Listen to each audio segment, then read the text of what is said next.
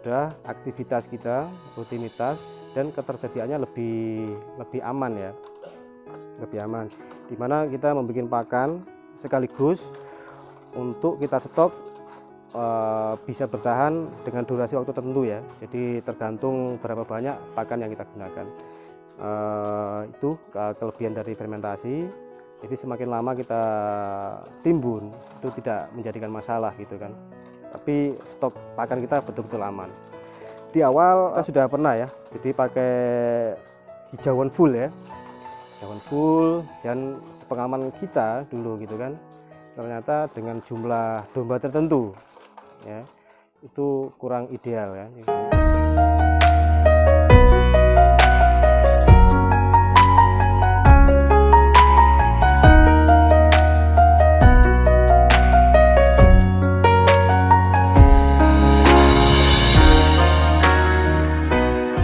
Warahmatullahi wabarakatuh. Berjumpa lagi teman-teman sobat peternak dimanapun berada.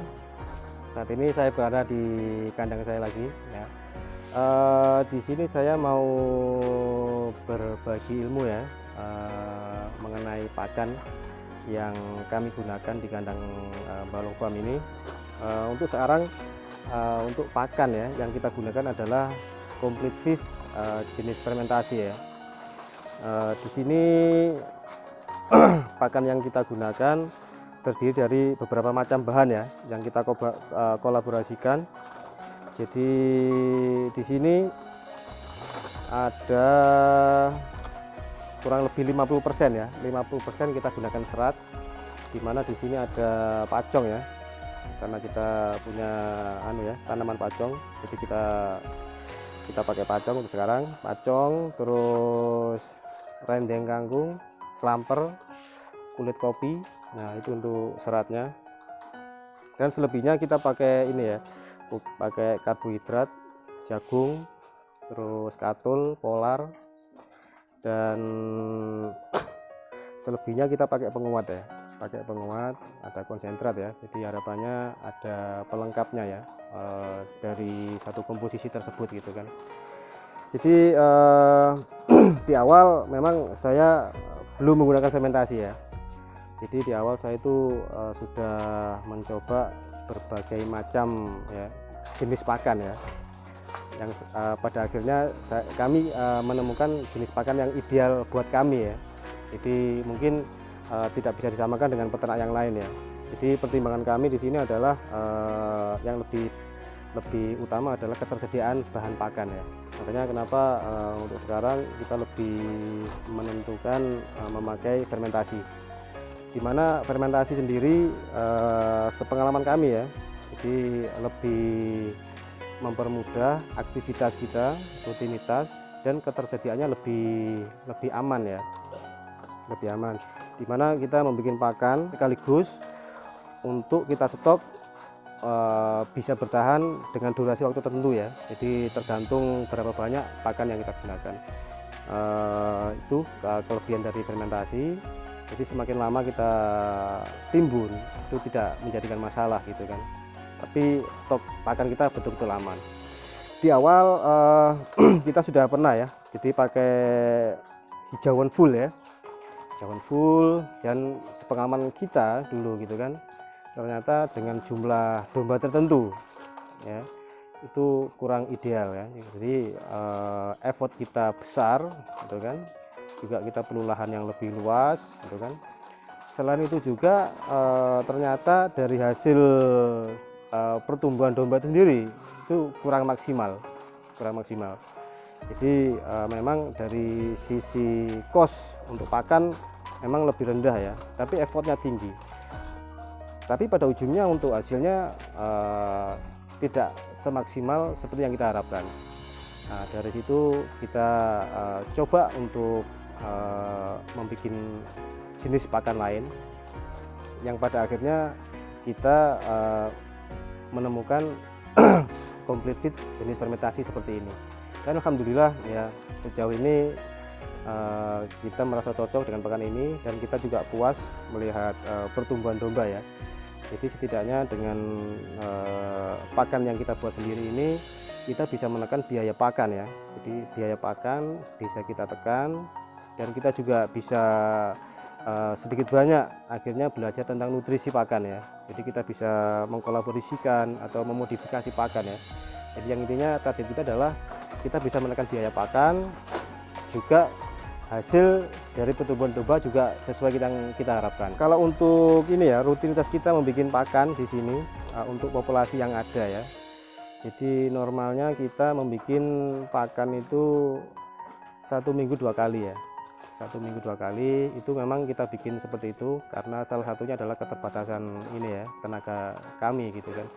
Jadi untuk sekarang kita memang berjalan 1 minggu kita bikin 2 kali, biasanya hari Rabu dan hari Minggu ya. Jadi kita bikin itu adalah 1,5 ton, 1,5 ton, 1,5 ton, atau bahkan 2 ton gitu kan. Jadi tergantung ketersediaan pakan pada saat itu. Jadi setidaknya kita lebih menghemat waktu. Jadi 1 minggu kita bikin 2 kali, nah selebihnya nanti bisa seminggu lagi kita bikin pakan lagi gitu kan, dengan jumlah populasi yang ada sekarang itu kan.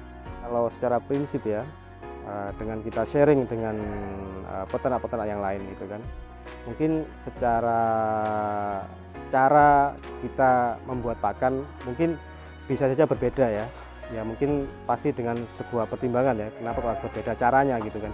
Tapi kalau pada prinsipnya tetap sama semuanya ya.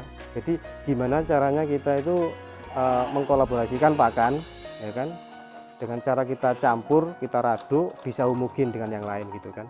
Contohnya kayak saya ini, salah satu bahan adalah dari pacong ya, lebih dominan karena kita sekarang menanam pacong.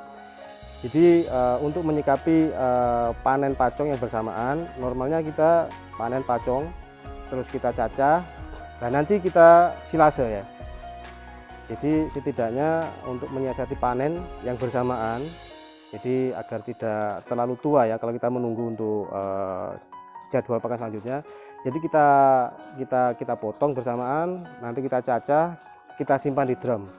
Nah selama penyimpanan bagus itu tidak akan menjadi masalah ya. Jadi walaupun 2 bulan 3 bulan kita stok tidak apa-apa. Jadi pada saat kita menggunakan, kita tinggal memakai pacong itu sendiri untuk kandungan seratnya.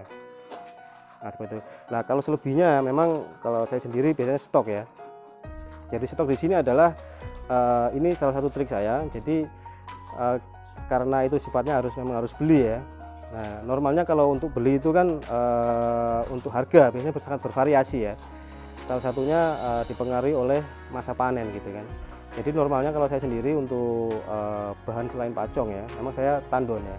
Jadi seperti musim kangkung ya, rendeng kangkung itu biasanya kan di bulan tertentu ada panen raya gitu kan. Nah disitulah kesempatan kita ya untuk menimbun pakan semampu kita dengan durasi waktu tertentu seperti yang kita rencanakan gitu kan. Jadi setidaknya pada saat panen raya itu selesai, kita masih punya stok rendeng kangkung tersebut. Dan selebihnya seperti itu juga sama, seperti kulit kopi atau jagung bahkan gitu kan. Jadi untuk menyiasati seperti itu. Jadi kita tandon banyak sesuai target kita. Jadi selebihnya kita aman. Untuk hasil ternak ya, hasil ternak biasanya jarang ya sampai melahirkan di sini. Normalnya dari doro ya, pengadaan bibitan itu nanti setelah layak untuk dikoloni, saya koloni seperti ini, dan belum sampai bunting tua atau bahkan melahirkan, kadang-kadang sudah terjual gitu kan. Dan memang tidak masalah bagi kami kan, memang tujuan kita memang untuk trading ya, ke trading gitu kan. Nah kalau untuk ternaknya seperti itu. Kalau untuk pakan sendiri ya, memang ada beberapa kali permintaan ya dari para peternak untuk kami untuk menyediakan pakan buat mereka gitu kan. Dan untuk sekarang ya, karena keterbatasan tempat dan tenaga ya gitu kan, jadi sementara kita mohon maaf belum bisa melayani untuk saat sekarang. Dan kita sangat menyarankan ya, kalau untuk para pemula ya seperti saya juga termasuk gitu kan. Jadi kami lebih menyarankan untuk bersama-sama belajar untuk membuat pakan ya. Kenapa? Soalnya